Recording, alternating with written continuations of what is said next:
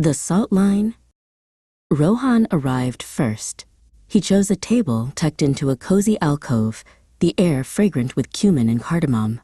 He'd been talking to Priya for months, and his logical mind had categorized her as perfectly compatible, but logic couldn't quell the nervous flutter in his chest.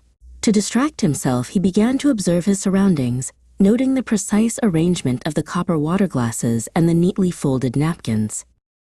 Then, Priya walked in, and the restaurant seemed to brighten. She was even more vibrant than in her pictures, her smile warm and immediate. "Rohan?" she asked, her voice exactly as he'd imagined. As she sat down, her lavender scent mingled with the spices in the air. "It's so good to finally see you," she said, her eyes sparkling with an open, emotional energy that was both thrilling and a little intimidating.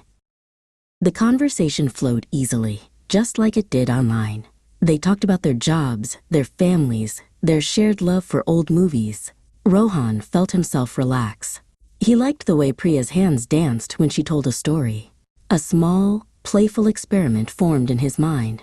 He reached out and casually nudged the salt shaker, moving it from the center of the table just across the invisible line to her side. Priya didn't seem to notice at first, lost in a story about her chaotic family vacation. But then her eyes flickered down. Without breaking her narrative, she simply used her index finger to slide the salt shaker back to the exact center of the table. It was a small, almost unconscious gesture, a quiet correction. Rohan's lips twitched. The experiment was on. He waited for the waiter to place their steaming plates of biryani and paneer tikka on the table. As he picked up his fork, he used his other hand to slide the salt shaker back to her side, a little more deliberately this time. He watched her, curious to see her reaction. This time, she noticed immediately. She paused, a piece of naan halfway to her mouth. She looked at the salt shaker, then at Rohan, a flicker of confusion in her eyes. She pushed it back firmly, her brow furrowed slightly. "Is the table tilted?" she asked, a hint of annoyance in her tone.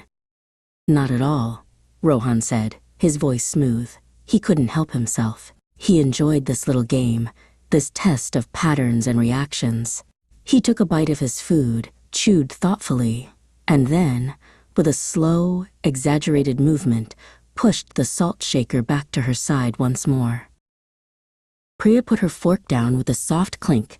She didn't move the shaker this time. She just stared at it, then lifted her gaze to meet his. The sparkle in her eyes had been replaced by a storm cloud. "Okay, what are you doing?" she asked, her voice low and tight. The warmth between them had suddenly chilled. The game was over. Seeing the genuine hurt in her eyes, Rohan felt a pang of regret. "I'm sorry," he said, and he meant it. It was a stupid experiment. A silly game. I was just being a nerd, I guess. Seeing if you'd push it back. He reached across and gently took her hand. "I was just having fun with you." Priya looked at their joined hands, then back at his face. The storm in her eyes slowly cleared. A small smile touched her lips. "You're a weirdo," she said. But she squeezed his hand back. A logical, nerdy weirdo. She let out a soft laugh. "Okay, I forgive you. But you're buying dessert." The warmth returned, stronger than before, and the salt shaker sat forgotten between them.